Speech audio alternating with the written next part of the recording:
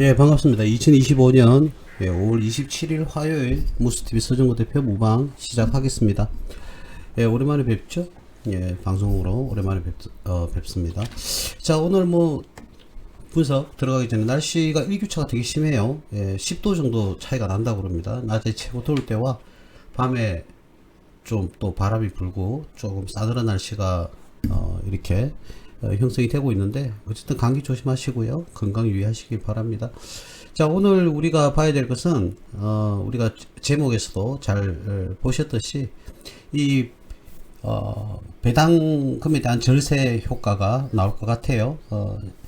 우리가 부담해야 될 세금이 아무래도 줄어들 것 같은데, 거기에 따른 주가가 어떻게 수혜를 볼 것인지, 어떤 수혜를 보는지를 갖다가 우리가 오늘 한번 확인해 보도록 하겠습니다. 먼저 오늘 코스피는요, 양봉이 떴지만 이 약보합 약간 떨어지는 0.27 퍼센트 포인트가 떨어졌고요. 0.27%가 떨어졌고 7.18% 포인트가 하락하는 그런 모습을 보였습니다.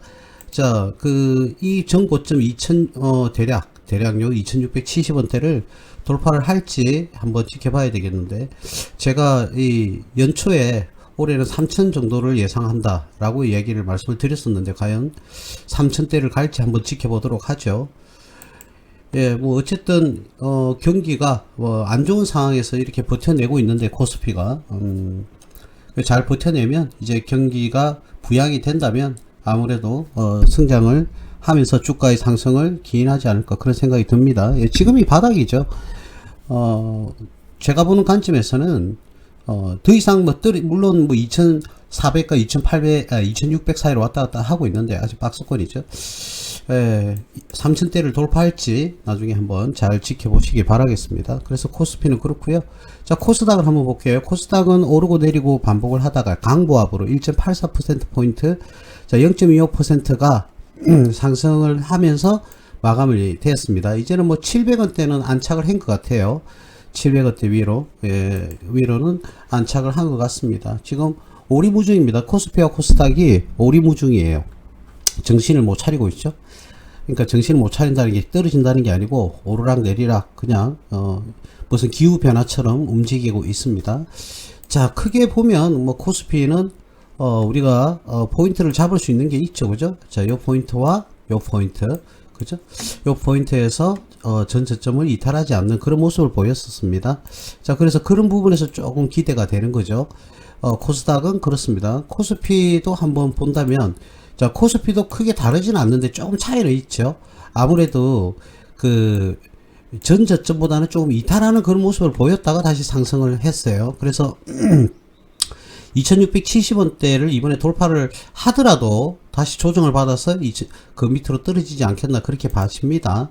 그래서 뭐 이런 자리가 계속 하다 보면 결국은 우상향하는 그런 모습을 보여주니까 어쨌든 주식 투자라는 것은 믿음과 신뢰가 있는 그런 상황에서 투자가 이루어져야 되고요. 여러분들이 한번 선택한 종목은 끝까지 좀 믿어주라는 거죠. 끝까지 믿어주려면 그 종목에 대한 신뢰성과 어떠한 믿을 수 있는 그런 근거가 있어야 되지 않겠습니까? 그래서 재무제표를 우리가 보게 되는 거고, 경제 상황을 보게 되는 거고, 사회적인 이슈를 보게 되는 겁니다.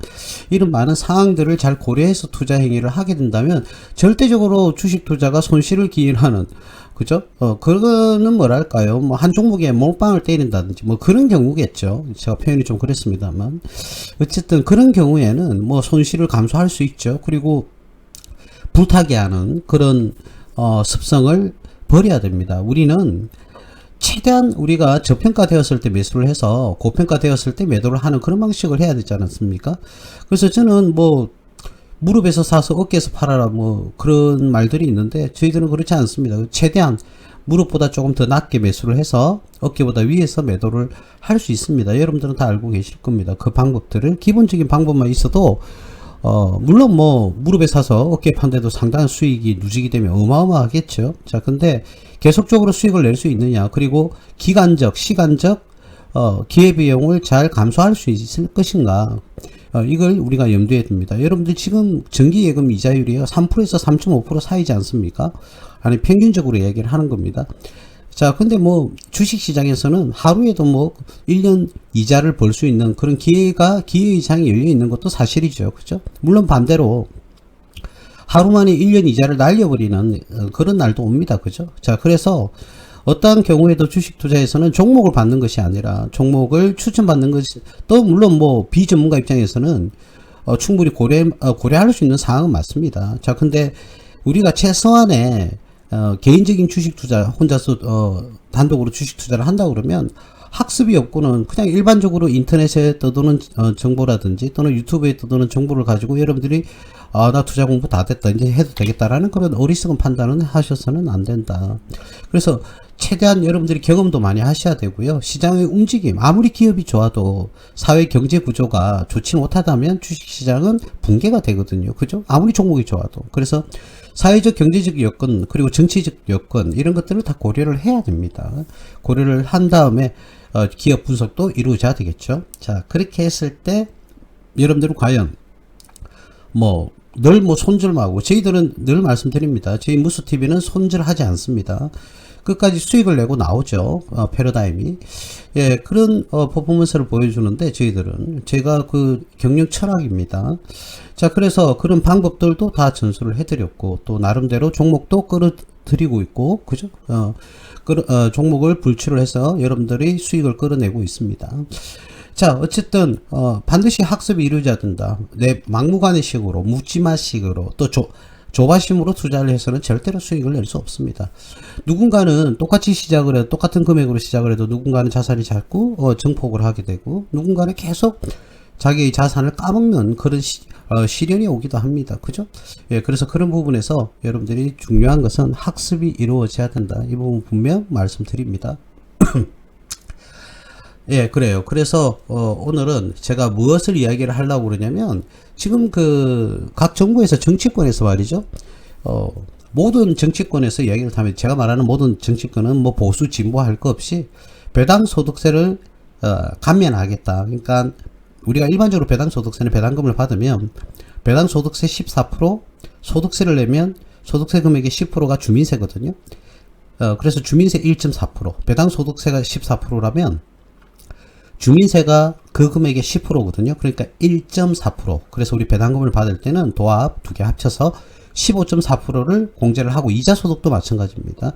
공제를 하고 입금이 되죠. 그죠? 그래서 이걸 우리가 배당금을 받을 때 원천적으로 세금을 징수하게 됩니다. 이것을 우리는 원천징수라고 하죠. 세법상.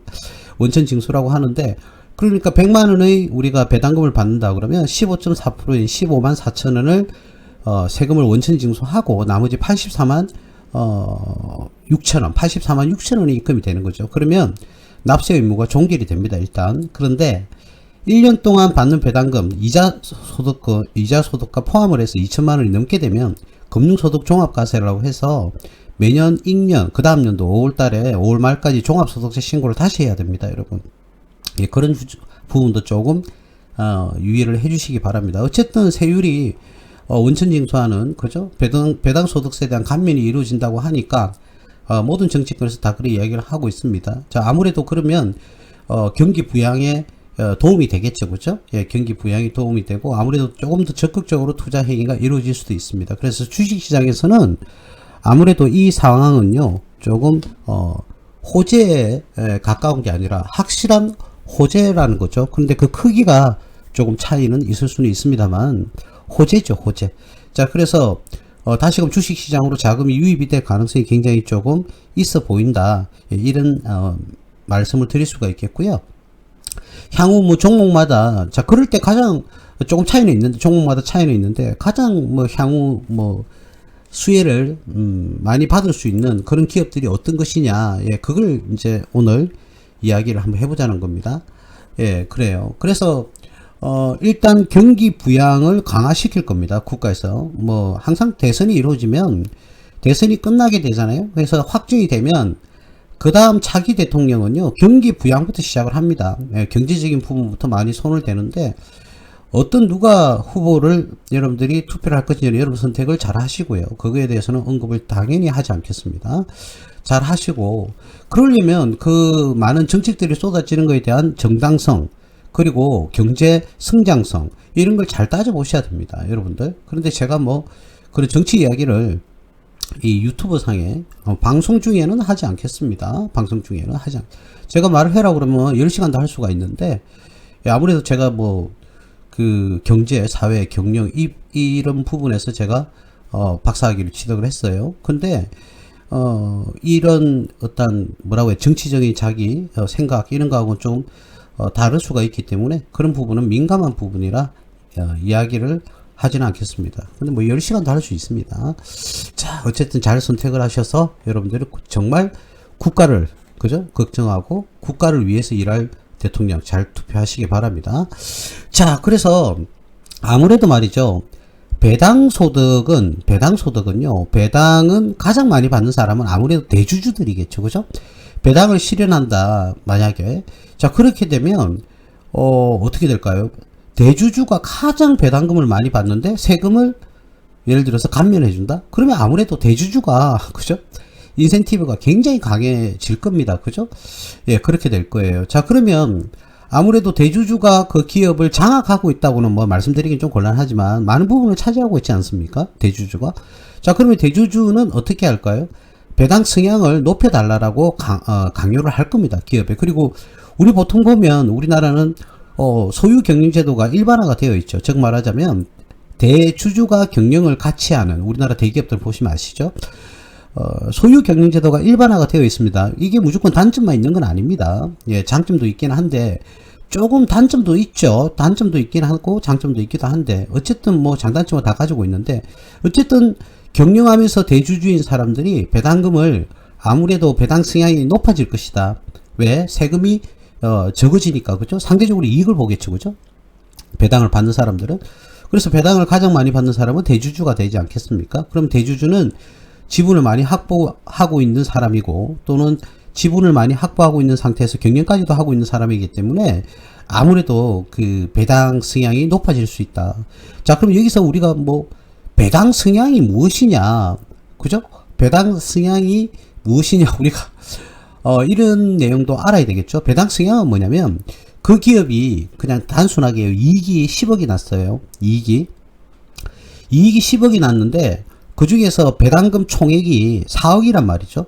자, 10억 중에서 4억을 배당금을 준다. 그러면 이때 배당 성향은 40%로 이렇게 계산이 되어지는 겁니다. 그러니까 이익 중에서 배당금 총 지급액의 비율을 말하는 거죠. 그게 바로 배당 성향인데 이 배당 성향이 아무래도 좀 커지겠죠. 그죠?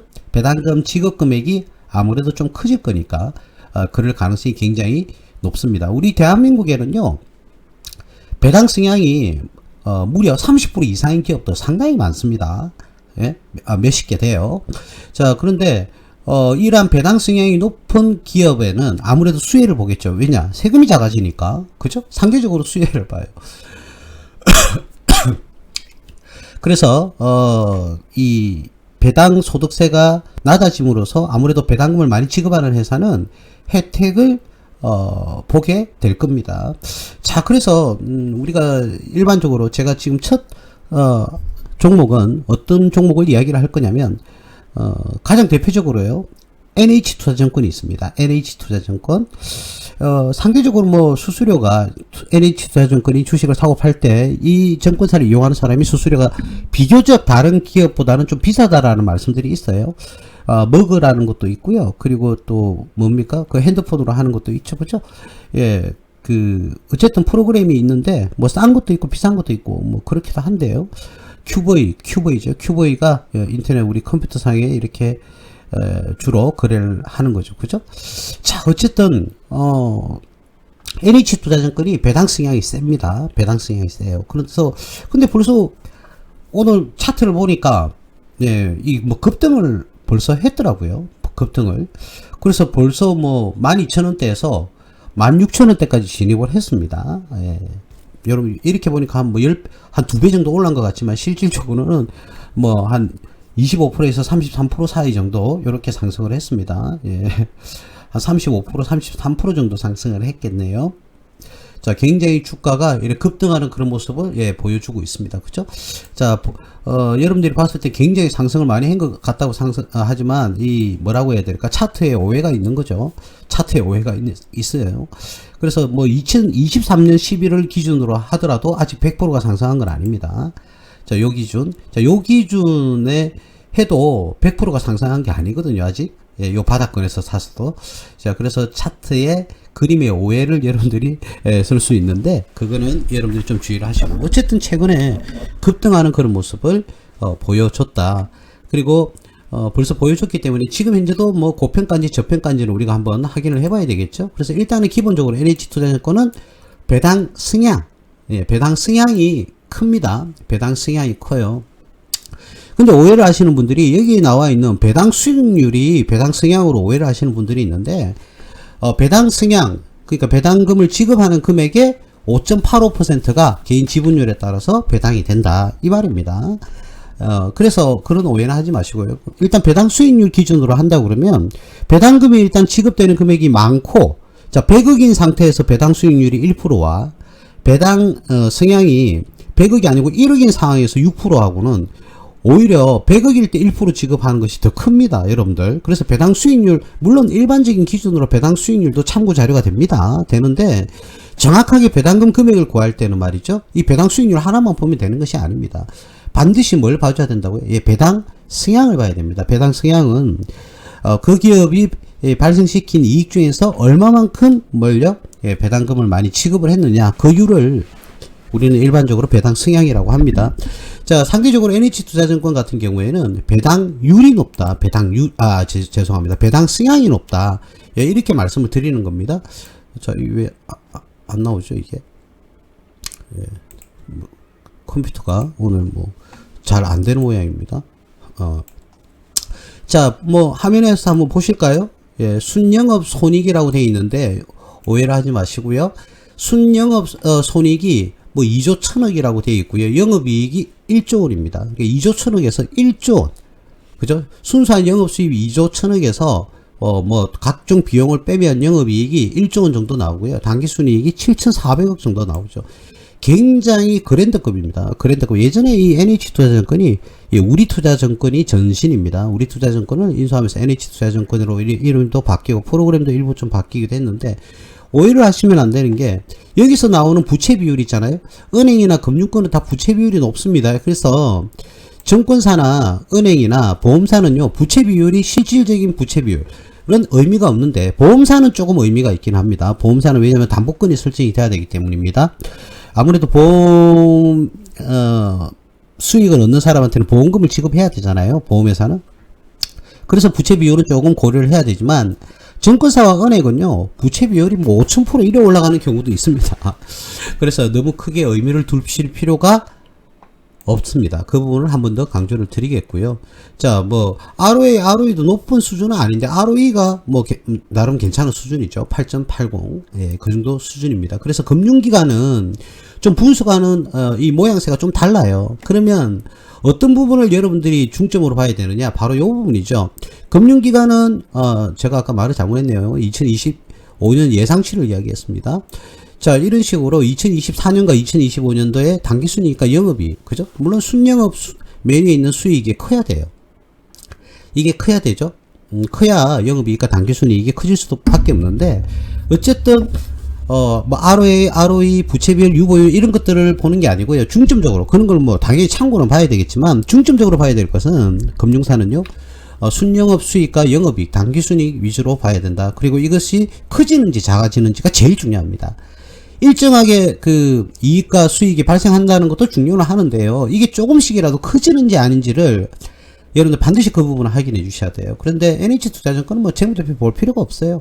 그냥 탄탄대로다 이렇게 생각을 하셔도 예, 되겠습니다. 예, 그런 걱정은 전혀 뭐 안 하셔도 된다. 그래서 올해 예상치가 아무래도 작년보다는 훨씬 수익과 손익 그리고 단기순이익 등이 더 커질 것으로 예측을 하고 있죠. 그죠? 예, 자산이 무려 여러분들 66조 8천억이고요. 부채는 58조입니다. 그래서 순 영업자산은 뭐 10조 원 정도 되죠. 10조 원. 물론 끝다리까지 다 계산을 하게 되면 조금 달라집니다. 그래서 뭐 자본금과 자본 총계를 합치면 예, 자본 총계는 금액이 8조 3천억 정도 이렇게 예상을 하고 있네요. 올해 연말에. 아무래도 이익 금액과 이런 금액이 가산이 되면 자본 금액은 바뀌니까, 그리고 배당금이 또 나가게 되니까, 예, 이렇게 예측을 하고 있는 것 같아요. 자, 어쨌든 NH투자증권은 늘 제가 저는 참고로 금융사는 투자를 하진 않는데요. 예, 제가 나름대로의 어떤 그 철학 때문에, 예, 금융사는 보험사라든지 증권사 그리고 은행, 자, 이런 데는 투자를 하지 않습니다. 투자를 하진 않는데 나름대로 철학 때문에. 자, 그런데 정확하게 분석을 한다고 그러면 분석은 당연히 하죠. 순영업 수익과 영업이익과 당기순이익의 크기도 중요하지만 작년보다 커지는지 안 커지는지 금융사는 되게 중요합니다. 왜냐면 새로운 이 금융상품을 또 만들어서 대시를 한다. 그리고 새로운 고객들을 많이 확보했는지 여부, 그리고 시장의 흐름도 같이 가져가거든요. 시장의 흐름과 같이 가져가요. 그리고 증권사 같은 경우 지금 보고 계신 NH투자증권 같은 경우 증권사잖아요. 증권사는 시장이 안 좋아도 수수료가 많이 들어오죠. 사람들이 손절을 하게 되니까. 그죠? 그리고 이 주가가 많이 상승을 해도 이제 수익 실현할 때도 또 어떻게 됩니까? 수수료를 부과하죠. 일단 팔기만 하면 수익은 부과가 되기, 수수료가 부과가 되기 때문에 증권사는 올라가든 내려가든 다, 예, 이렇게 이익이 나옵니다. 그래서 주식을 많이 흔들어 제끼잖아요. 예를 들어 코스피가 들쭉날쭉하게 갑자기 치솟았다가 갑자기 내려갔다가 갑자기 또 치솟았다가 갑자기 또 급락했다가 급등과 급락을 반복을 하게 되면 증권사는 어마어마하게 수익을 낼 수 있거든요. 올라가면 수익 실현, 내려가면 손절. 그죠? 그리고 또 추가 매수. 싸졌다 생각해가지고. 자, 그런 어떤 변동성이 클 때마다 증권사는 돈을 벌기 때문에 증권사는 구조상, 예, 조금 경제 상황이 악화될 가능성은 좀 많이 떨어지죠. 예, 그렇게 좀 특이한 그런 종목이다 이렇게 보시면, 종목군이다 이렇게 보시면 되겠습니다. 대신 우리가 지금 화면을 금방 제가 초기에 서두에 그런 말씀을 드렸겠지만 바닥권 대비 지금, 그죠? 그럼 대략 2022년, 예, 바닥 대비 2022년, 예, 바닥 대비 지금 가격은 대략, 그죠? 물론 크죠. 5년 정도 기준으로 했을 때도 대략 100% 정도 상승한다. 5년이 아니죠. 죄송합니다. 3년요. 3년 정도 기준에 한 100% 상승하는 그런 기회부터 했죠. 근데 떨어질 때도 또 무한정 떨어지거든요. 무한정 떨어졌다가 폭이, 참고적으로 증권사 같은 경우에는 바닥권에서 가장 상승한 고점 대비 100% 선이다. 이렇게 생각하시면 되겠습니다. 그래서 제가 보는 관점에는 지금 산다고 그러면 수익은 날 수도 있어요. 근데 큰 수익을 기대하고 들어가기에는 당연히 무리가 있습니다. 그래서 일단 오늘 제가 말씀드린 것은 배당 성향, 배당 소득세를 감면을 해주면서 세금을 깎아주면서 배당 성향이 큰 기업 위주로 수혜를 받을 수 있는 기업군을 제가 말씀드리는 것 중에 NH투자증권은 가장 기본적으로 여러분들이 알고 계셔야 된다. 그럼 이제 좀 눈치를 채셨죠, 그죠? 대표적으로 어떤 기업들일까요? 금융기업들이 여기에 다 속해요. 그래서 제가 금융기업은 거의 방송을 하지는 않는데 거의 분석을 제가 투자를 추천을 드리지 않기 때문에 안 하는데, 제가 한 5년 만에 다시 거의 처음으로 이렇게 금융주 위주로 이렇게 오늘 이야기가 될 겁니다. 그래서 투자증권 하면 물론 삼성도 있고 키움도 있고 미래에셋도 있고 많잖아요. 그죠? 한국도 있고, 그죠? 예, 많은데 가장 탄탄한 구조를 가지고 있고 배당 성향이 큰 기업은 투자증권 중에서는, 예, NH투자증권을 여러분들에게, 예, 말씀드릴 수가 있다. 예, 이런 말씀을 드릴게요. 재무구조는 걱정하실 게 전혀 없죠. 자, 그 다음 보험사의 대표는요, 여러분들 조금 죄송한 말씀인데요, 삼성화재가 있고 삼성생명이 있거든요. 여러분, 삼성화재가 있고 삼성생명이 있는데 과정 퀄리티가, 즉 배당은 누가 많이 주느냐. 여러분, 생명이 돈을 많이 벌겠어요? 화재가 돈을 많이 벌겠어요? 한번 비교를 보여드릴까요? 자, 삼성생명입니다. 삼성생명 같은 경우에는 대략 매출이 10조 원대입니다. 10조 원대예요. 근데 삼성화재 같은 경우에는 17조 원대예요. 그죠? 일단 이 매출이 다르죠. 매출이, 그죠? 예. 그리고 다시 삼성생명으로 한번 되돌아가 보면 삼성생명은 어떻습니까? 당기순이익이 2조 4천억, 영업이익이 2조 7천억을 예상하고 있습니다. 예상치입니다. 올해. 근데 여러분들 생각을 했을 때 화재가 돈을 많이 벌겠어요? 생명이 돈을 많이 벌겠어요? 그러니까 보험 그 수리율이라는 것도 있고 뭐 이게 좀 뭐 특수 단어인데요. 업종 단어인데 또는 보험 우리가 수익률이라는 것도 있고 수리율이라는 것도 있거든요. 그래서 아무래도 우리가 그 생명보험을 하면 질병과 연관이 돼 있고 화재는 아무리 생각해도 뭐 화재도 질병과 관련돼 있는 보험은 당연히 상품이 있습니다. 뭐 자동차 보험, 화재 보험 뭐 이런 것들도 있기도 하는데 여러 가지 보험의 종류가 많기는 많아요. 근데 실질적으로 보험회사의 보험 수익률은요 생명이 더 큽니다. 실질적으로 반대로 생각하실 가능성이 높았는데 생명이 훨씬 더 수익률은 큽니다. 수익률은. 자, 근데 규모는 화재가 훨씬 큰 거죠. 화재가. 예, 그래요. 그래서 그런 부분을 여러분들도 참고적으로 좀 기본적으로 알고 계시면 좋겠다. 그래서 우리는 아무래도 근데 배당은 누가 많이 지급하느냐? 삼성화재입니다. 삼성화재. 그래서 삼성화재가 올해 예상하는 매출은 17조 원인데 영업이익은 2조 7천억. 아까 삼성생명하고 거의 비슷하죠. 영업이익 금액이. 그죠?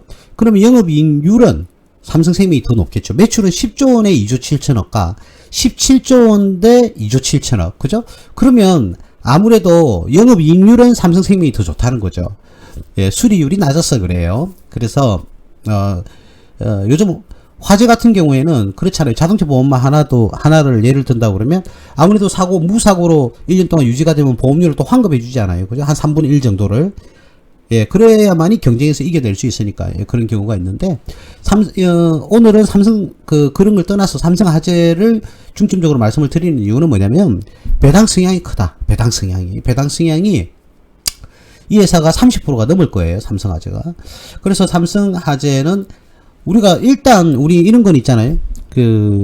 우리나라 대표 기업입니다. 1위 기업이 삼성그룹인데 이 삼성이라는 글자가 들어가면 일단 재무제표는 솔직히 속된 표현입니다. 속된 표현으로 재무제표는 안 봐도 됩니다. 삼성자가 들어가면. 우리나라 1등 기업인데 그죠? 우리나라 1등 기업. 삼성을 아니 그걸 떠나서 우리나라 1등 기업이잖아요. 우리나라 1등 기업이 비실비실 그리면 좋겠습니까 여러분? 그렇지는 않잖아요. 그죠? 내가 이 관련한 뭐 종목을 가지고 있지 않다 하더라도 그래요. 그래서 삼성화재와 삼성 생명 중에서는 배당 성향은 삼성화재가 크고요. 이 회사가 오히려 더 수혜를 볼 가능성은 높다. 이렇게 보시면 되겠죠. 지금 수준은 제가 보험회사는 왜 제가 이걸 금융사는 추천 안 하느냐면 이 퍼와 업종퍼 있죠. 이게 의미가 전혀 없어요. 전혀 없어요. 왜 그러냐면 보험이 마지막에 되는 만기가 되는 시기가 누가 가장 많으냐 이런 것들도 좀 중요하고 수리율도 중요하고 그죠? 그리고 뭐 예를 들어서 우리나라 요즘 운동 많이 하지 않습니까? 그러니까 질병이 걸리는 사례가 좀 늦어져요. 그죠? 그리고요, 여러분 보험도 만기가 있습니다. 100세면 100세. 예전에 이제 보험은 80세나 80세. 그죠? 근데 요즘 뭐 80세가 넘어도 큰 병에 걸리지 않는 분들도 되게 많지 않습니까? 그래서 보험 수리율이 굉장히 높은 거예요. 생명이. 예, 그렇죠? 그리고 우리나라는 건강보험 체계가 상당히 잘 되어 있기 때문에 거의 뭐 건강보험에서 어떤 뭐 충당이 뭐 대부분 7, 80%가 되기 때문에 보험회사에서 상대적으로 이익을 좀 보죠. 예, 이익을 봅니다. 저는 개인적으로 보험사와 건강보험료를 뭐라고 해야 돼? 건강보험 혜택을 많이 받으면 그 보험사가 건강보험공단에 일종 부담금을 조금 지급을 했으면 좋겠어요. 그런 의견도 저는 있습니다. 왜냐면 건강보험이 너무 많이 부담을 시키니까 건강보험료가 자꾸 올라가잖아요. 그죠? 그래서 그만큼 우리가 건강보험공단과 보험사 간에 그런 분배 효과가 좀 일어나야 되지 않을까 그렇게 생각이 듭니다. 요즘 다 대부분 보험이 뜨니까 물론 보험에 가입되어 있지 않는 사람들은 건강보험 혜택을 뭐 기준적으로 다 주니까 그죠? 그래서 보험회사의 분배금을 고려를 해야 되지 않겠나. 만약에 그런 법이 이루어진다 그러면 보험사 주가는 뭐 급락하겠죠. 그죠? 자, 어쨌든 뭐 너무 건강보험 금액이 이 부담금이 너무 커지다 보니까 제가 그런 말씀을 한번 드려봤습니다. 우리 근로자들 그렇잖아요. 직장인들, 우리 젊은 친구들이나 뭐 직장을 좀 다니고 계신 분들이 급여를 타면 건강보험료 쑥쑥 떼가니까 그죠? 굉장히 소득할 수 있는 소비할 수 있는 금액이 줄어드니까 그죠? 그 금액들이 전부 다 어떻게 해요? 우리가 질병치료에 병원비로 다 충당이 돼버리니까 조금 소비가 병원 쪽으로 또 이루어지니까 그죠? 그래서 요즘 뭡니까 의사 파업 이런 것들도 있긴 하지만 의사들은 물론 굉장히 훌륭한 의사님들이 계셔서 우리 질병 치료에 도움이 많이 되고 고마운 분들이 대부분이죠. 자, 근데 그 이권 때문에, 그죠? 이권 때문에 마찰을 일으키거나 그래서는 안 된다고 저는 생각합니다. 저는 개인적으로요, 의사가, 제가 말하는 뭐 우후죽순, 뭐 니도 의사, 나도 의사 이런 개념이 아니라 정말 훌륭한 의사들이 지금보다는 조금 더 많아졌으면 좋겠다. 일단 지방에 계신 분들은 좀 뭐라고 해야 될까? 큰 병에 걸리게 되면 일단 무조건 서울로 가잖아요. 그럼 서울 또 뭐 몇 시간 내내 줄을 서가지고 하는 모습 보면 그 시간에도 고통을 받고 계실 건데, 그죠? 그럴 겁니다. 그래서 뭐 또 모르는 소리 하지 마라. 다른 또 이유도 있고 의사 뭐 병원이 또 뭐 이런 얘기도 하겠지만, 여러분 병원은요 다 무시하고 사람의 질병을 치료하는 데입니다. 그래서 비영리 법인이에요. 비영리. 돈을 버는 게 목적이 돼서는 안 된다는 겁니다. 그래서 뭐 개인 이권 때문에 말도 안 되는 이야기들을 하시는 분들이 계신데, 그거는 정말 잘못됐다 저는 개인적으로 생각이 듭니다. 훌륭한 의사, 훌륭한 의사분들이 좀 많이 나왔으면 좋겠다. 뭐 저는 개인적으로 뭐 이국종 박사님이신가요? 예, 그분의 마인드가 정말 훌륭하시더라고요. 물론 뭐 사람에 대해서는 다 모르겠습니다만은 그분이 말씀하시는 거는 정말 훌륭한 말씀을 많이 하시는데, 그런 분들이 좀 그 말고도 많겠죠. 엄청 많겠죠. 뭐 그만 각설하겠습니다. 어쨌든 보험사 중에서는 삼성 화재나 삼성생명이 거의 뭐 독보적이라고 봐야 되는데, 삼성생명보다는 삼성화재가 배당 수익이 높기 때문에 배당 소득세 감면에 따른 수혜는 삼성생명보다는 삼성화재가 좀 클 것이다. 예, 이렇게 말씀을 좀 드리겠고, 이왕 보험회사 제가 뭐 5년 동안은 금융기관 자체를 분석을 안 했는데, 요 말씀드리면 보험사는 영업수익과, 그죠? 영업이익과 당기순이익이 유지되는 것도 중요하지만 계속적으로 조금씩이라도 상승을 해야 된다는 거. 그게 유지가 되는지 안 되는지는 반드시 확인하고 투자 의사결정을 하셔야 되겠습니다. 아시겠죠? 지금 금액은 뭐 다소 삼성화재는 투자하기에는 부담스러운 가격이죠. 제가 추천 가격은 25만원대 정도? 25만원대 정도 떨어지면 뭐 정상가가 아니겠느냐. 지금은 좀 다소 거품이 있는 것 같아요. 제가 봤을 때. 그렇다고 해서 주가가 뭐 내려꼽는다, 그런 말씀을 드리는 건 아니고요. 아직 매수하지 않으신 분들이 관심을 가지고 나 매수 한번 해보고 싶다 그러면 그냥 꾸역꾸역 참다가 25만원대 정도 떨어지면 한번 고려해 볼 만하다, 이런 말씀을 좀 드리겠습니다. 어쨌든 배당 성향에 대한 수혜주, 배당 소득세 감면에 대한 수혜주는 기본적으로 금융사가 됩니다. 금융사. 아무래도 뭐 투자를 하든 보험에 가입을 하든, 그죠? 경제 효과가 있을 거거든요. 경기 부양 효과가 있을 거기 때문에 쓸 돈이 조금 많아진다. 세금으로 내는 게 아니라 우리 계좌로 입금이 되니까 세금 낼 돈이, 그죠? 그러면 금액 얼마 차이 난다고요 라고 생각하실지 모르겠지만, 대주주 같은 경우에는 1%가 떨어져도 뭐 10매덕, 20매덕 또는 100억 이렇게 떨어질 수도 있어요. 그죠? 나라에 낼 세금이 많게는 뭐 100억 이렇게 떨어질 수도 있겠죠. 더 많아질 수도 있겠죠. 배당금이. 대주주 같은 경우에는. 그렇기 때문에 충분히 그런 사람들이 돈을 많이 쓰게 되면, 돈을 많이 버는 사람이 돈을 많이 써야 되죠. 그렇게 되면 아무래도 경기 부양의 효과는 충분히 있기 때문에 여러분들이 생각하는 배당 소득세가 1% 떨어졌다고, 나는 배당금 받아봐야 50만원인데 1% 떨어졌다고, 예를 들어서 그 배당 소득세 세율이 1% 떨어졌다고 15만 4천원인데 14만원대다. 그럼 만원 아꼈는데 뭐 이거 가지고 뭘 효과가 있느냐 할지는 몰라도 대주주들은 어마어마한 그래요. 그 배당 소득세 절감 효과를 누리게 됩니다. 그래서 일단은 배당금이 지급도 많이 되고 배당 수익률도 높은 기업 위주로 말씀드린다 그러면 삼성 화재를 대표적인 종목으로 제가 말씀을 드릴 수가 있겠습니다. 그러나 지금은 뭐 나름 저평가가 아니고 다소 거품이 끼어 있는 그 가격대다, 이런 말씀을 드릴게요. 자, 은행은요, 뭐 하나은행도 있고 뭐 KB금융주식도 있고 또 신한은행도 있고 국민은행도 있고 많아요. 그런데 배당금을 많이 주는 기업이라고 했잖아요. 배당 성향이 높고 배당 수익률도 이거 보세요. 기업은행이 6.9%나 지급하지 않습니까? 배당 성향도 높고 또 그 뭐라고 해야 되나, 배당 수익률도 높은 그 은행은 대표적으로요, 국민은행도 아니고요, 여러분들. 국민은행도 아니고 또는 뭐 신한은행도 아니고 하나은행도 아닙니다. 바로 기업은행입니다. 기업은행. 조금 은행주 중에서는 소외되어 있었죠. 근데 기업은행이 배당 성향이 가장 크고요. 또 배당 수익률도 굉장히 높죠. 조금 전에 확인했듯이 6%대 이상, 그죠? 대략 뭐 7%에 육박하죠. 6.90이니까. 이런 기업은 망할 수가 없는 게 뭐냐면요. 대주주 68.54%를 대한민국 정부가 가지고 있습니다. 기획재정부. 그리고 한국산업은행, 한국수출입은행. 그렇게 해서 68.5, 국가가 들고 있다고 봐야 되겠죠. 그리고 국민연금관리공단은 편성이 언제되든 하나도 중요하지 않습니다. 국민연금관리공단은 대한민국 정부가 가지고 있는 건 항상 꼽살에 끼죠. 예, 그렇게 보시면 됩니다. 몇 없으면 그래 많은 건 아닙니다. 그래서 기획재정부가 지분율을 가지고 있다. 즉 말하자면 기업은행은 기획재정부 기업은행이다. 그러니까 국영기업이다 이렇게 보셔야 되겠죠. 예, 그래서 우리가 아까 서두에 보셨듯이 삼성화재도 한 3년 만에 100% 정도 상승했다고 그랬잖아요. 그죠? 똑같습니다. 예, 똑같겠죠. 대략 볼까요? 여기가 9,000원대니까 아직 이건 100%도 상승을 안 했네요. 2022년 기준으로 해서 자 최고 저점 8,700원이면 대략 뭐 많으면 100% 정도, 예, 거의 똑같죠. 삼성화재하고. 그죠? 그래서 금융기관은 대략 저점 대비 100%를 넘기기가 조금 힘듭니다. 그래서 차트는 굉장히 많이 올라간 것 같지만 차트에 금액에 속지 마세요. 여러분들 올라가는 폭이 작고 내려오는 폭이 작기 때문에 차트는 크게 펼쳐지지만 수익률은 그래 크진 않습니다. 근데 100% 어마어마하죠. 그죠? 100%가 작은 게 아닌데 여러분들이 기대하는 거하고 좀 차이가 있다. 예, 이런 말씀을 좀 드리겠습니다. 뭐 재무제표 볼 필요 없죠. 뭘 봅니까? 자, 19조에 3조 6천억, 2조 7천억을 예상하고 있습니다. 역시나 제가 말씀드린 거 이거 한번 볼까요? 자, 금융기관, 물론 아까 보험사가 기본이지만 이거 보세요.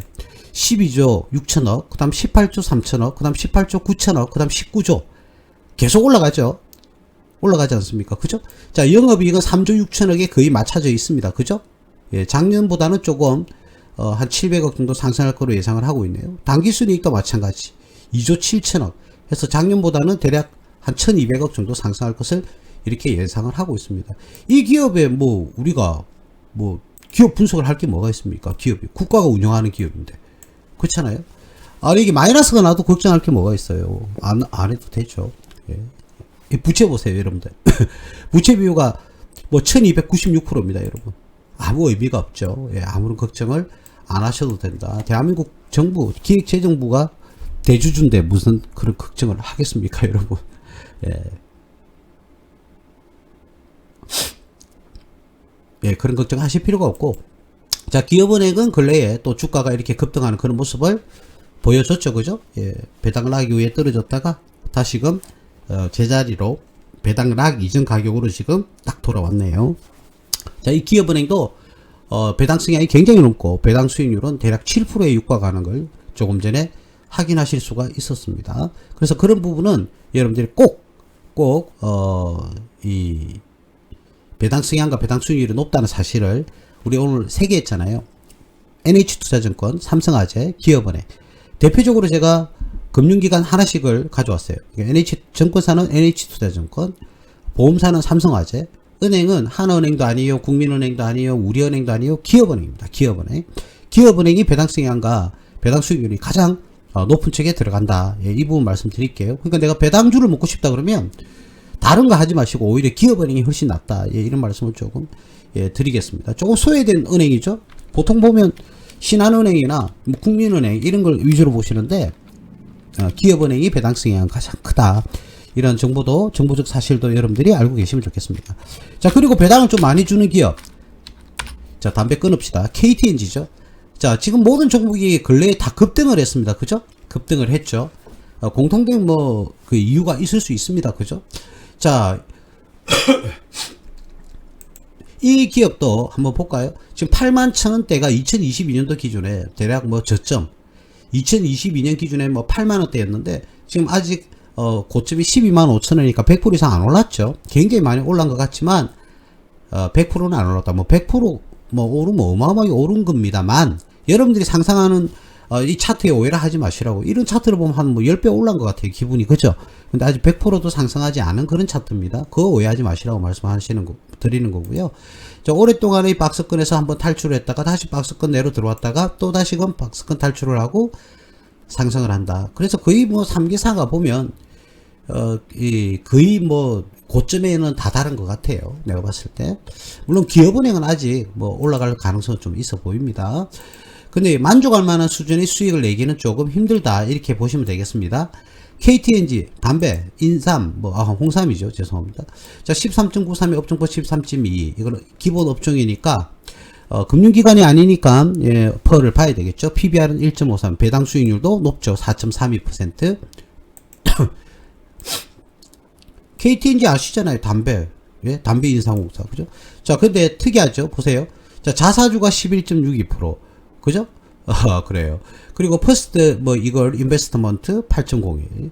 중소기업은행이 7.79. 국민연금관리공단이 7.50. 그죠? 그리고 뭡니까? GIC라고 돼 있네요. 예, 5.2. 그리고 KTNG 우리 사주가 4.2요.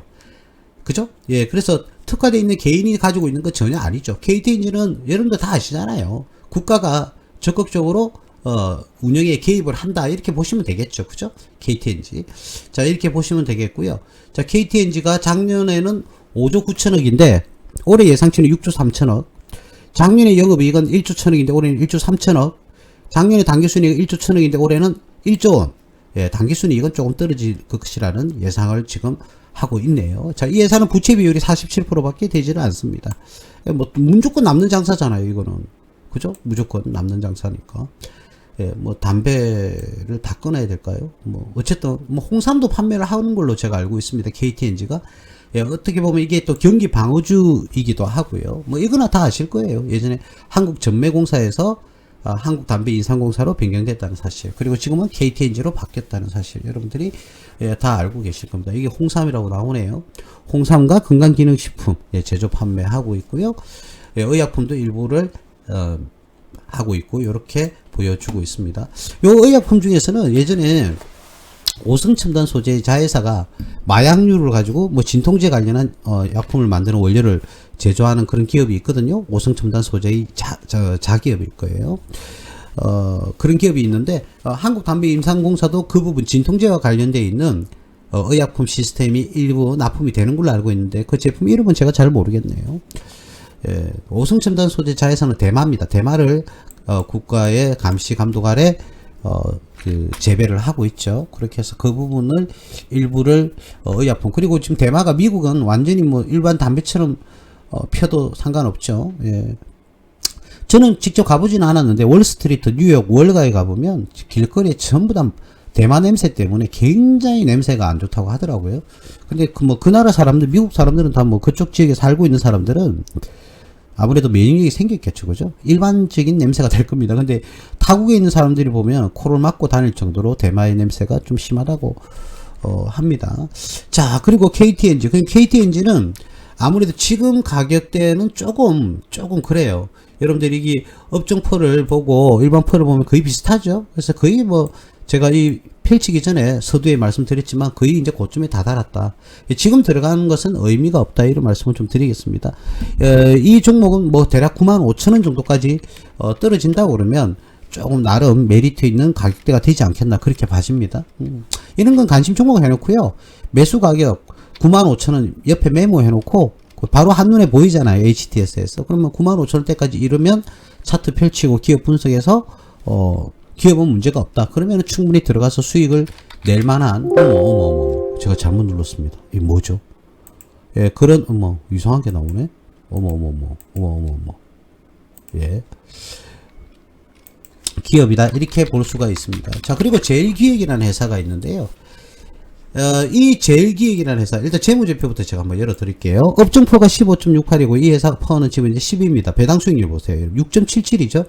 배당 수익률이 6.77인데 배당 성향은 30% 넘습니다. 이 회사 배당금 많이 줘요. 여러분 제일기획 제일 하면은 여러분 제일기획이 제일 모직도 있고 그렇잖아요. 예전에 그죠? 이름이 그죠?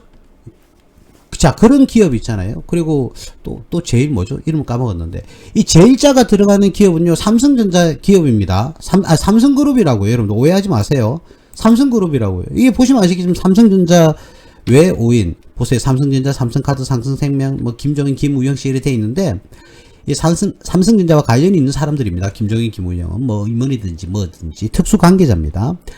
삼성전자가 28.56. 이게 그룹이라니까요. 제일기획이나 뭐 이런 기업들이 제일자가 들어가면 전부 다 삼성그룹이에요, 여러분.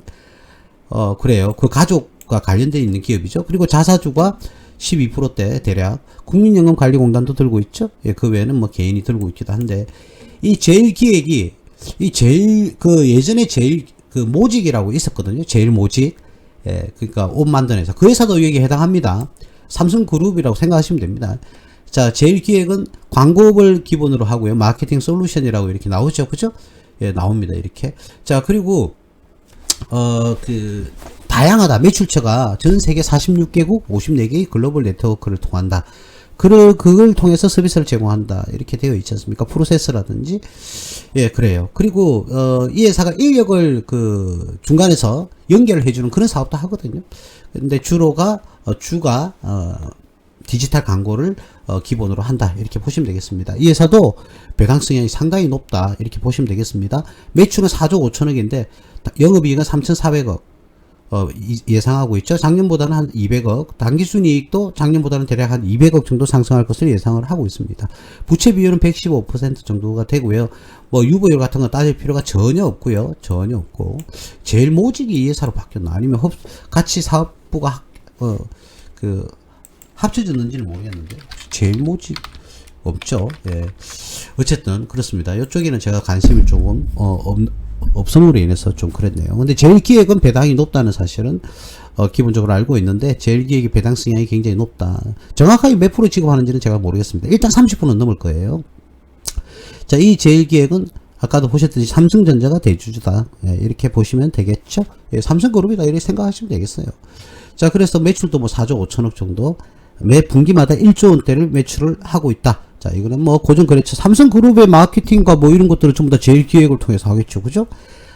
지금은 뭐 박스권에 들어와 있는 그런 상황을 보여주고 있네요. 박스권에 들어오고 있는 그런 상황을 보여주고 있고, 기업은 지금 현재 가격은 저평가입니다. 목표 가격은 대략 지금 매수를 한다고 그러면 한 23,000원대 이렇게 예상을 하시면 되겠네요. 그걸 목표로 투자를 하시면 될 것 같고요. 지금 당장 뭐 들어가야 될지 아닐지는 뭐 여러분들이 뭐 조금 기다렸다가 들어가셔도 되겠고요. 뭐 크게 뭐 지금 들어가도 문제는 없을 걸로 보여지는데, 어쨌든 이 제일기획은 우리 회원분들은 저한테 어떤 교육을 받은 대로 이렇게 매수 타임을 잘 잡으시길 바랍니다. 어쨌든 지금 가격대는 저평가 가격대다 이렇게 말씀을 드리겠고, 목표 가격은 23,000원대 정도 하면 되겠습니다. 제가 보통 방송을 하면서 목표 가격 이런 거 설정 안 하잖아요. 근데 오늘은 조금씩 해드리고 있는 이유는 참고 자료를 좀 드리려고 이렇게 말씀을 드리는 겁니다.